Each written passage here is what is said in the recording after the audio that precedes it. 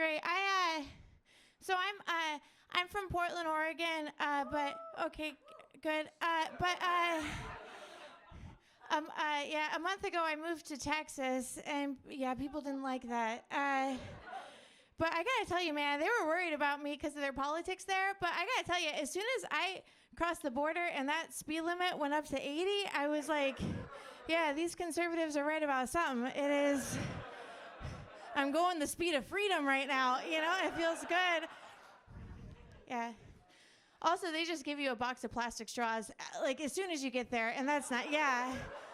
I was like, I can't get an abortion, but I have a dry upper lip. And that's good. I did have a homeless guy pull his dick out of me, like, right away when I was there. And it was so big. It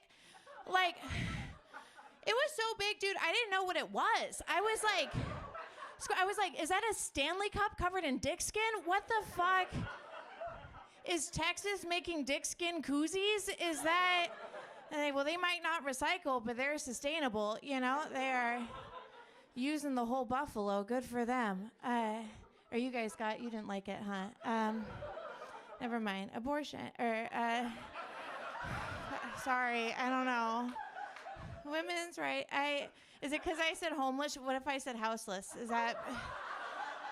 Sorry. Well, whatever. You know what? We're here. You guys don't like me. This filthy bum had his cock out. And I wasn't because he's homeless. It's just because it's big. That's the only reason I freaked out. It was just the size. I would have been scared of that dick under a roof, okay? I would have been... And if you have a big one, if you like big ones, that's great too. Body positivity. It's just I still have my appendix. So it wouldn't, yeah. Have a lot of big breakfasts. I already have the meat sweats. You can't.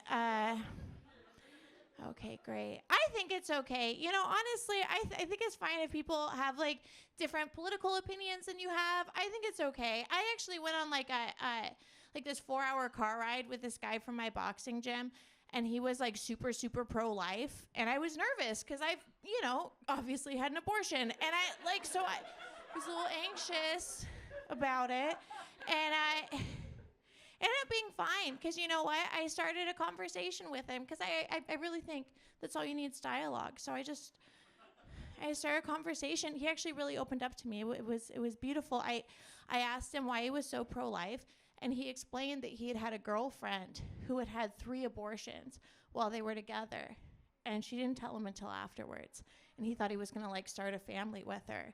And I was like, oh my God, so you feel like she killed your kids? And he was like, she did.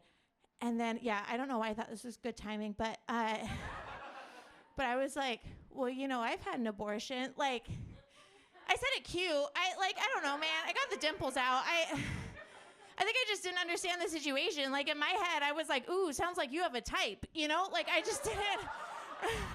I was like, I'm just gonna get it in. Like, I just didn't understand. And he freaked out. I've never had this before. He freaked out. We're in this small car, and he pointed at me, and he went, "You're a murderer." Yeah, I know. Yeah, I was like, "Oh, I hope that makes one of us."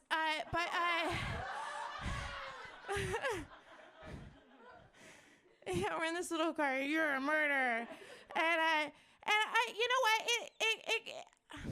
I think it actually ended up really being fine. We really did end up finding common ground. Because, like, yeah, okay, he did spend the next 3 hours calling me a murderer. But then I spent the next 3 hours making fun of his dead kids. So yeah, we passed some roadkill. I was like, oh my God, is that your son?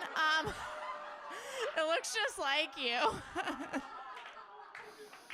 I'm a bad driver, too. He's like, what if we crash and die? I was like, you're going to be a dad.